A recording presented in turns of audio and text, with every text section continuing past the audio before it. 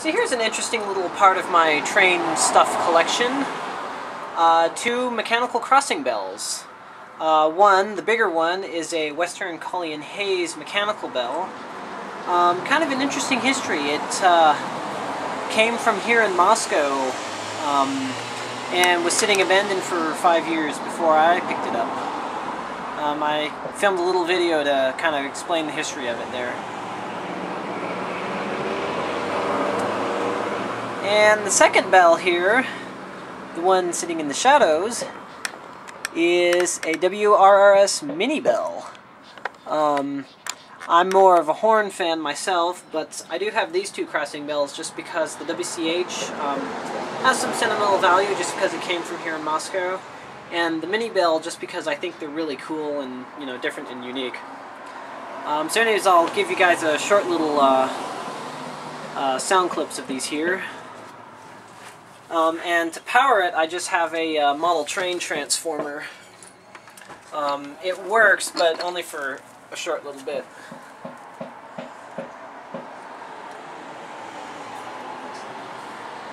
So the Moscow, Idaho XBN WCH bell.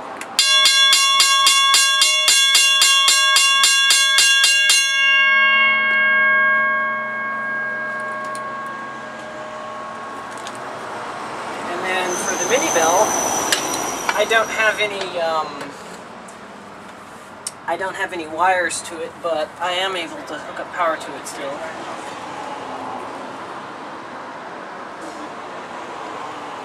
And here is the mini bell.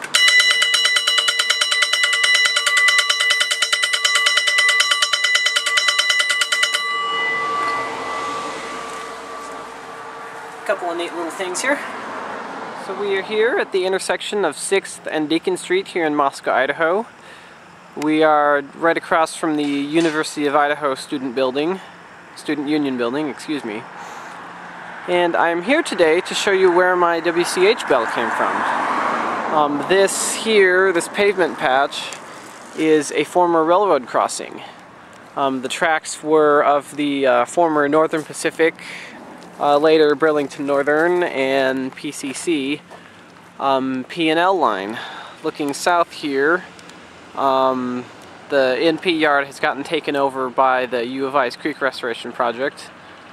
But from here the tracks continued on south to Troy, Idaho, and later to Kendrick, Idaho, and then on to Lewiston, Idaho.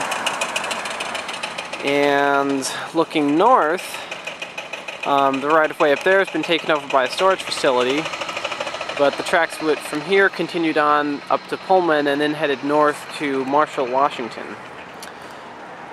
And I am standing where the main line was, and then over on there was the side track.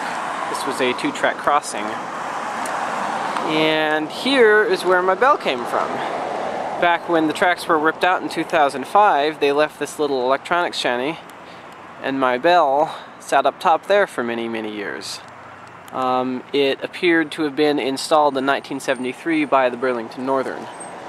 And this crossing, for those of you wondering, had crossbucks and lights but no gates. Here, this pole here is actually one of the, used to hold the crossbucks and lights. And then up there, just a little ways, the rails are still in place from the Union Pacific crossing. So just a little interesting history of where my WCH bell came from.